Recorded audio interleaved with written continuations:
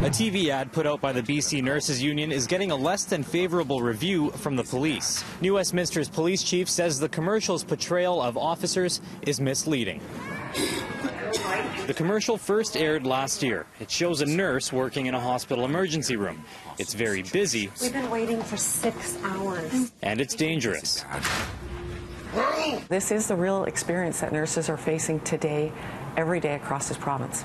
In the video, a police officer holding handcuffs turns over a seemingly aggressive man who may have a hand injury. The officer then leaves the hospital. I've got to take another call, but you're going to be okay. Good luck. One police chief says it's not a true portrayal of how officers work with nurses. There are concerns by our members and others who say, like, we've never done that. We wouldn't leave a person who is potentially violent, alone with staff there, because that's not appropriate, and we would most likely just be coming back.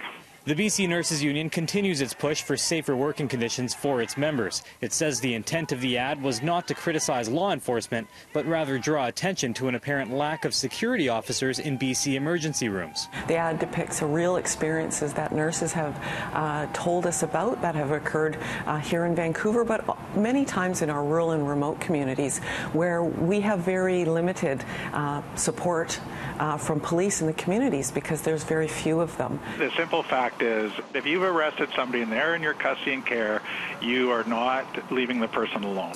Despite disagreeing with the ad's portrayal of police officers, Chief Jones says his department is willing to work with the union to alleviate their safety concerns. In Vancouver, Travis Prasad, City News.